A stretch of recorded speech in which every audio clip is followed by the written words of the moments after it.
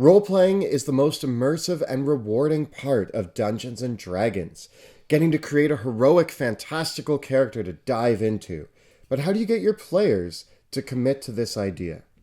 There are so many things that you can do as a dungeon master to encourage and support better role-playing during your Dungeons & Dragons game. And today, we're going to show you how. My name is Monty Martin. And I'm Kelly McLaughlin. And we are the Dungeon Dudes. Welcome to our show, where we cover everything Dungeons & Dragons, including advice for dungeon masters and guides for players. We upload new episodes every Thursday, so please subscribe to our channel so that you never miss one. Now, today we are talking about one of the biggest and most common questions we get from dungeon masters, new and old. How do I get my players to roleplay? Well, it's a difficult question, so let's get rolling. Many players and dungeon masters these days draw a lot of inspiration from live streaming campaigns such as Critical Role, The Adventure Zone, Dice Camera Action, or maybe even our show, Dungeons of Drakkenheim, and are wondering how you can capture a little bit of that magic that you see between the players and the dungeon masters for your game table. And the first step really is defining for yourself and for your group what better role-playing looks like at your table. An important note, though, is that not everybody role-plays the same. And in fact, a lot of these live stream shows that you watch are very carefully selected in the players who excel at role-playing.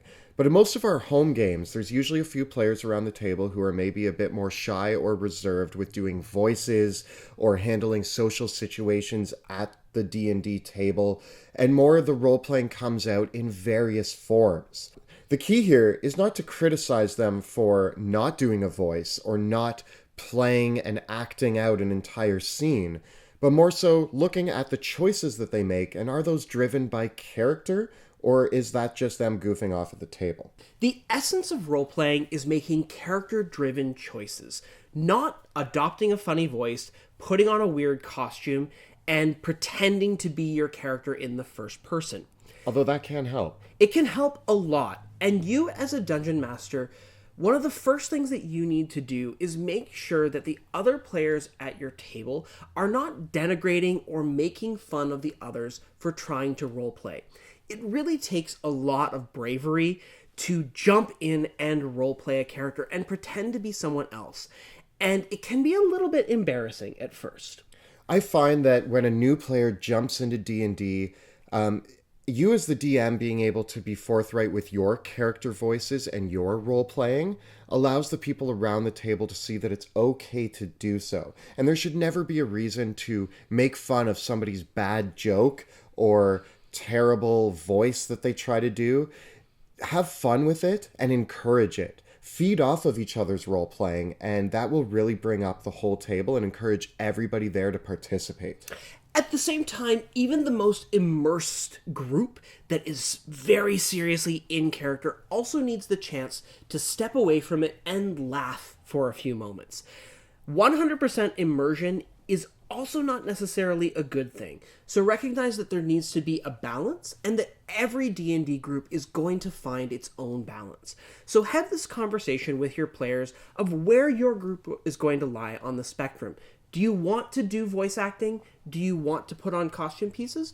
Or do you just really want everyone to not metagame so much and make more character-driven decisions about what happens in the story?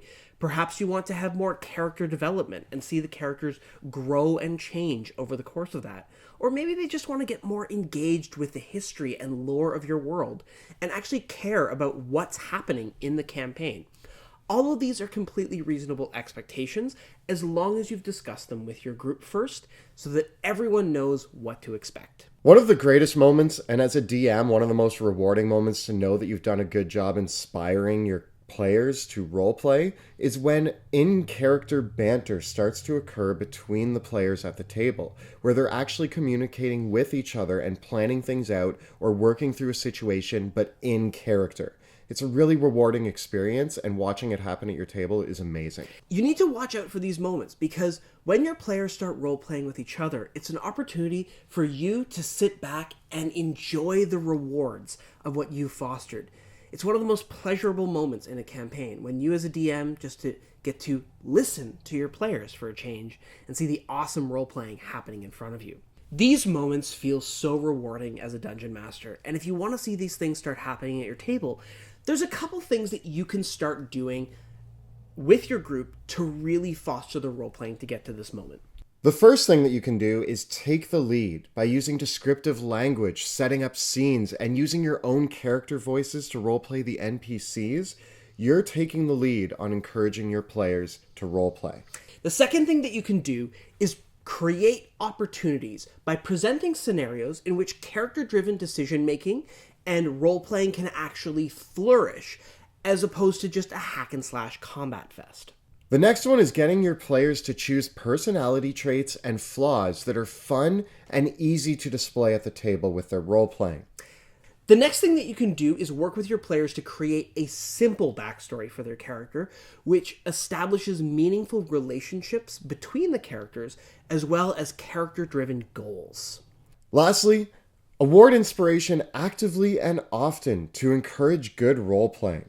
And those 5 things will give you a set of strategies that you can use with your players to encourage better role-playing.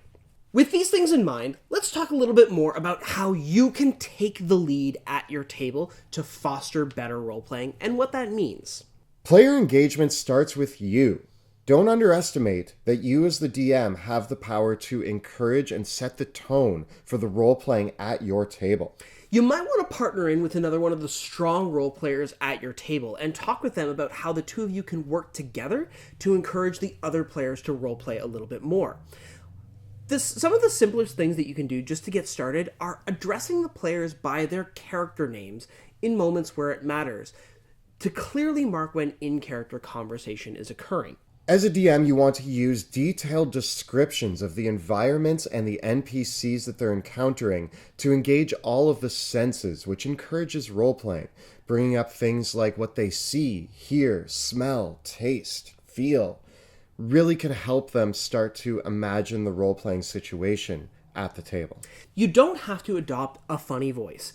In fact, you're going to be speaking so much as the Dungeon Master that if you start doing really weird voices, it might harm your voice a little bit if you're not careful.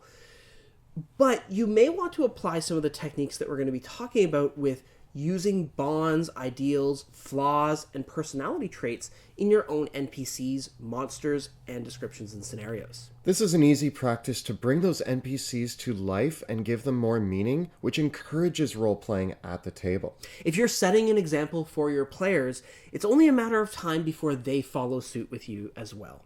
It's a well-known principle that if you keep steel in one drawer and flint in the other, you're not going to get much of a fire. And similar to taking the lead, your adventure and campaign needs to provide the players with space and opportunities to roleplay. This means that they need opportunities to make character-driven decisions which affect the campaign in a meaningful way. Present the players with situations and scenarios that really dive into their personality traits, bonds, flaws, and general character stories. The more that you do this and the more that you present these situations, the more it's going to encourage that player to engage in a specific way. If they've written down a very specific flaw and you present that in front of them in the game and they remember it on their character sheet, you're going to get a role-playing moment out of it. For instance, if your player writes down that their character is afraid of insects, maybe your next combat encounter involves a swarm, but at the same time might involve a conflicting element of that character's personality, so they have to choose which element of their character is in control. A character's flaws, personality traits, bonds, and ideals can make a big impact during a moral quandary or strategic discussions, or when they're dealing with allies that have conflicting goals or an investigation. These are the types of things that might affect the future of a town, a city, or even the entire world. And they shift the discussion from, are we going to survive, to what is the world going to look like when this is all over? And those are interesting questions which will affect the character development and be affected by the characters as well. Oftentimes, a great way to encourage role-playing is to present situations that have no right answer. Only a choice that the players will have to make between two situations that may not be optimal either way that they go. This will really dive into their flaws and ideals and goals for them to make those decisions at the table. There's a reason why you had your player characters write down their flaws, ideals, and bonds, and it's so that you can refer to them when you're designing your adventures. Of course, even if you love hack and slash combat and dungeon crawls, the story and role-playing doesn't need to stop just because the swords have been drawn. Roleplay in combat can take the shape of battle cries, in-character banter, hurling insults, and more. The way that you handle combat can change drastically based on the type of character you've made. Not necessarily in the class that you pick, but in the way that you've designed their personality. A rogue might be hiding around the outside, and you might want to describe more thoroughly the way that they stay in the shadows and try to avoid being seen, whereas the barbarian might run headfirst into combat, screaming about the blood of his enemies and just slashing people to bits. These are combat moments, but they also define that character's personality. And as a DM, trying to prompt these moments and look for your players giving these moments is an excellent source of encouraging roleplay as well. One of the best ways that you can do this in battle is the infamous phrase, "How do you want to do this?" Or how do you kill the monster? Asking your players to describe the actions that they take in battle, particularly in those dramatic moments when they slay a foe, leap off a building, or perform an amazing stunt. Give them the opportunity to visualize their character and describe how their characters behave, which will tell them a lot about how they see their character and who that person is. So don't sell this short. Use that descriptive language in battle because it really does say a lot about the player characters. Don't forget that outside of combat, there's a lot of social situations that can come up that can drive character-driven conversation at the table, interacting with NPCs, negotiating, talking to, making decisions, and you can actually have these in the middle of combat, you could have them after the combat, before combat. They can just litter your campaign everywhere with great moments for the characters to interact with each other. I find it so important to find what the social dimension of every combat encounter is by using enemies that might be willing to surrender or make a deal, even accept the player character's surrender, or have some sort of engagement with them in the middle of a battle. If you look at many books, movies, and TV shows, they do this already because the drama of battle is such a great place for fantastic storytelling to occur. So use that to your advantage. If you do have hack and slash minded players, you already have the circumstances to create awesome drama and role playing. You just have to do a little bit of work to bring it forward. Now, there are a few things that you as a DM can ask your players to do directly, such as creating great personality traits and flaws. The trick with this is asking your players to create personality traits and flaws which draw them towards adventure or respond to the types of things that they might encounter in their adventures. Of course, you don't need to reveal any of the secrets of your campaign. You just need to look at the things that your player characters are proposing for their characters, and if you're not seeing personality traits and flaws that might actually come up in play, ask your players to create a few more instead. The point of having a character flaw is to create interesting situations that do get the player characters into trouble once in a while. Those create memorable moments. And a lot of players try to downplay their character flaws, and they do so as a disservice to themselves because they're actually cutting themselves off from a lot of great and easy role-playing opportunities. I've said this before in several episodes, and I like to live this in any campaign that I play in, but I always find that having a good flaw is really what makes the drama come out at the table. I encourage everybody to give in to your flaws and play them up rather than to play them down. The higher your flaw is, the more relevant it is at the table without being disruptive to the game.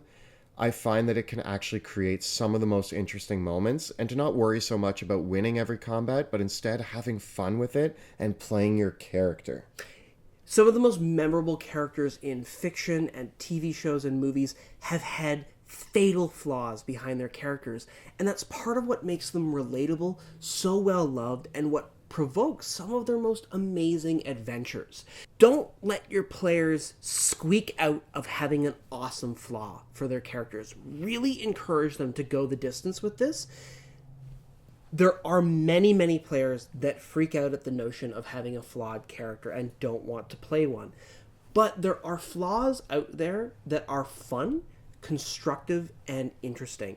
A character flaw doesn't necessarily need to be, my character doesn't trust anybody and won't work with anyone. That's not a good flaw for a Dungeons & Dragons campaign.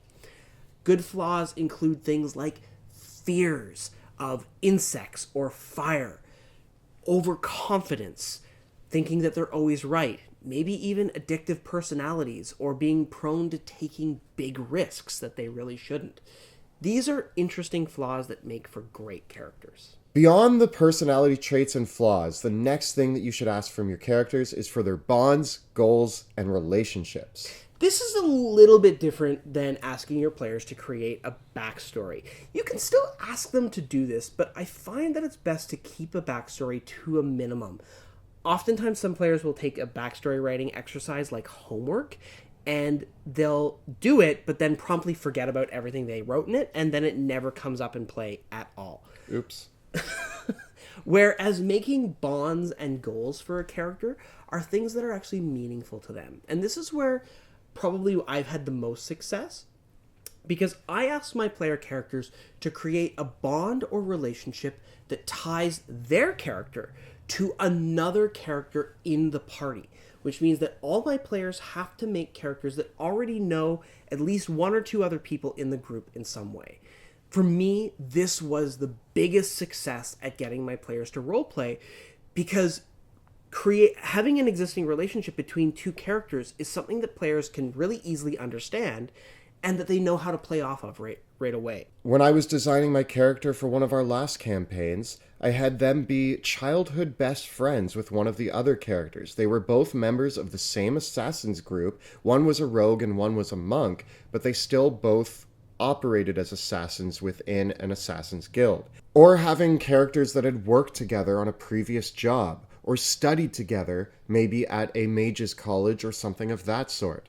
A great relationship to tie two characters together is to make them siblings. Or you could even go the route of having characters that are in a relationship or have fallen in love, or having those people in their backstory in general, having friends, family, and other relationships. Maybe someone has saved someone else's life, or they owe each other a life debt.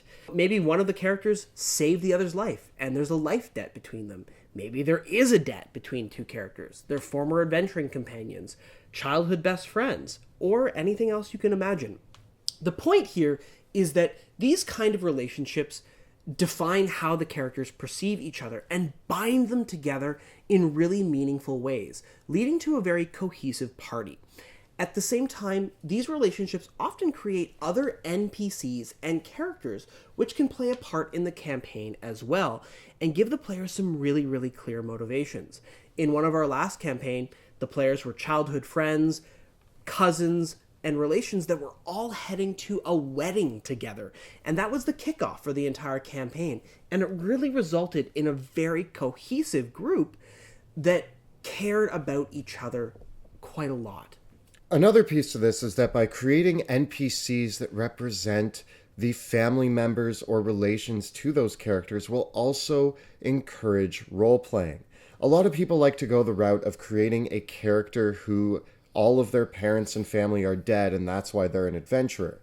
Although this might be the very Batman way to go, it doesn't always work, and actually it might be more interesting to have several family members still alive who you care deeply about as a character. Because it's easy to role-play out a situation where your mother or father of your character have been kidnapped by the bad guys, and now that becomes your priority to rescue them. Using these, first of all, as the DM, to find these places within your character's backstories to pull on and encourage role-playing is key.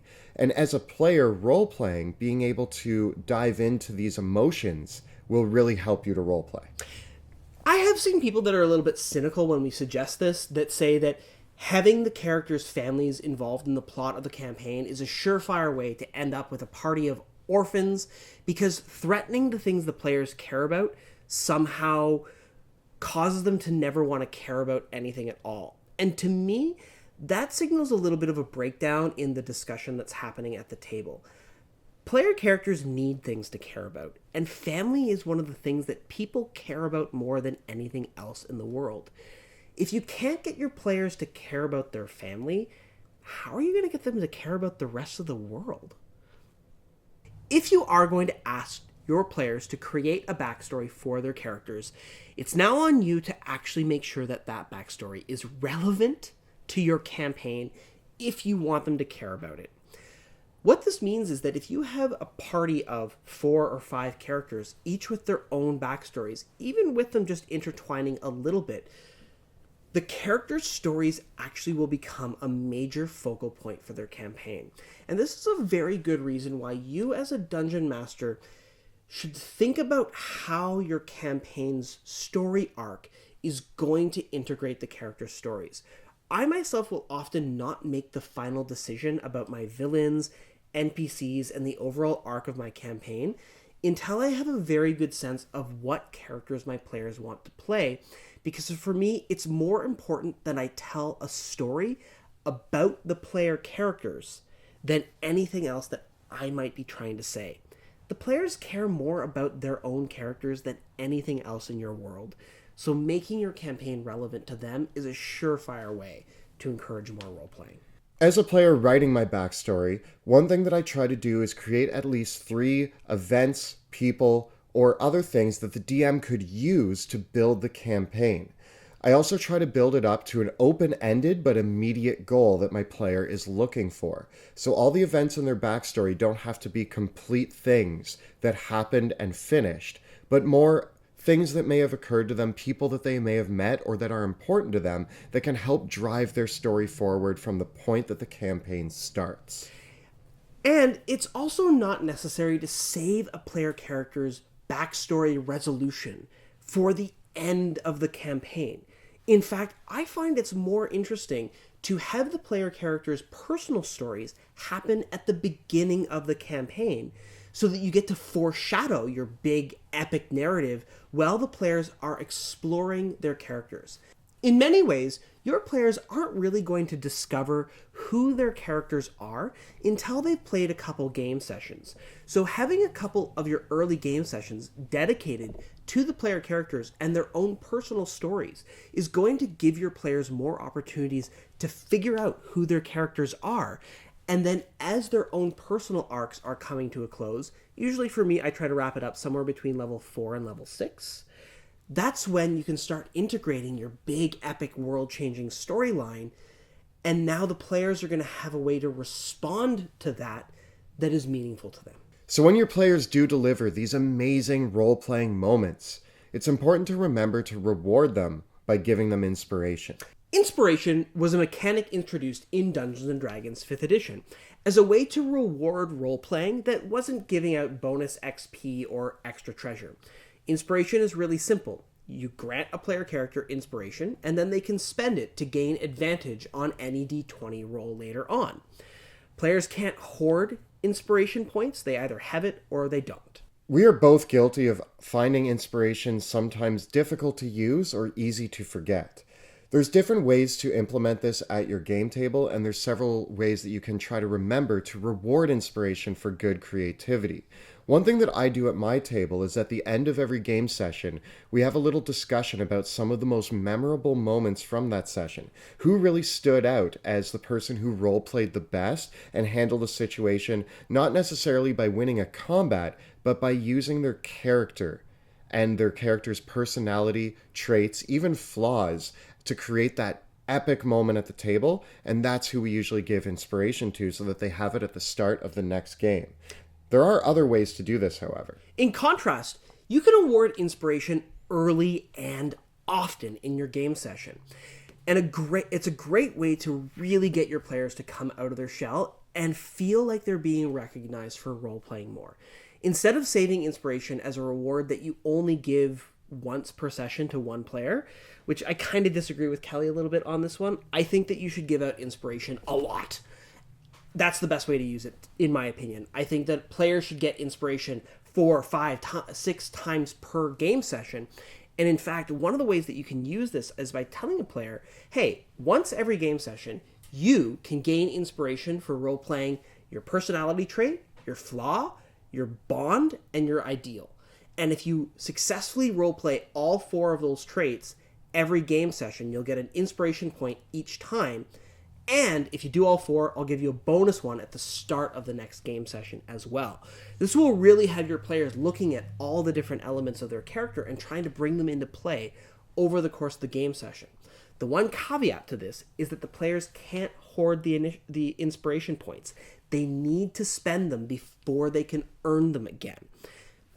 As a bit of an add-on to this, you can allow the players to give their inspiration points to somebody else, so that if you have one really strong role player who's constantly getting inspiration, they can be handing it out to the other players and really feel like a leader in the party. One fun thing to do at your table is to use tokens or coins or some other physical object to announce that that person has inspiration. You can pass it around at the table. You can pass out multiples of it at the table, just so that everybody is aware and feels special for being able to roleplay and feels rewarded for doing that. Yeah. Again, the inspiration mechanic is a little bit clunky. I have to give credit for Dyson Logos for getting this idea to actually give out inspiration for flaws, bonds, ideals, specifically over the course of a session. Other really great DMs like Adam Coble have said that they think that the inspiration system is a little bit weak, and I do agree. I think it's a little bit tough to get the hang of it. I personally forget about the inspiration system a lot because I'm used to expecting my players to just roleplay a lot anyways. So I don't use it so much myself because I've already done the work to encourage my players to roleplay more anyways. But I do think that this is a really great system that if you've got players that need to come out of their shell and start role-playing more, this reward system is really tangible and really helps them see the difference they're making. To wrap this all up, there's a last few things to watch out for and look for at your table regarding role-playing. Keep in mind that subtlety is key. Not every player at the table needs to have a crazy voice and be in character all the time. There's subtle little things that everybody at the table might be doing to really roleplay their character, and it's about those character-driven decisions that make them good at roleplaying. Keep an eye out for these things. It's really easy to miss the player that's making character-driven choices, but might be a little bit more shy or quiet, especially when they're sitting beside a bombastic person that's talking in a dramatic voice and cracking tons of jokes and really immersing themselves in their character. People do roleplay in different ways, so watch out for that in particular. One thing to be on the lookout for as a DM is players who use the term, "it's what my character would do," to mask disruptive behavior as character-driven decisions. No amount of role-playing, storytelling, or immersion is worth harming the goodwill, respect, and trust between your players at the table. It is entirely possible for a player to use good role-playing strategies to act in a mean-spirited way towards the other players at the table, and then hold up the shield, it's what my character would do, to justify that behavior. And if you see that happening at your table as a dungeon master, you need to put a stop to it and call the player out on what they are doing, which is really infecting the good and awesome things that can come from role-playing and turning it into a little bit of a weapon to use against other players in a very disruptive way. Encourage your players to adopt constructive attributes for their characters. This doesn't mean that it's not possible for your players to roleplay a rude, mean, angry, loner sort of character that might be prone to being abrasive with the other characters. It just means that the players need to make sure that that behavior is contained within the fictional world and isn't spilling out into the real social dynamics at your game table. Because that can really cause some difficult problems and really create an unfriendly environment at your game. So this has been our guide to getting your players to roleplay in Dungeons & Dragons 5th edition. If you have any great tips or tricks, let us know about them in the comments below. If you enjoy our show, please consider supporting our work on Patreon. You can follow the links in the description below to find out how you can contribute to our work. And check us out playing live in Dungeons of Drakkenheim, our live play D&D stream, which airs Tuesday nights at 6 p.m. Eastern on Twitch. You can find prior episodes in our playlist right here. We also have an awesome playlist with more tips for Dungeon Masters right up over here. Please subscribe to our channel so that you never miss an episode. Thank you so much for watching, and we'll see you next time In the dungeon.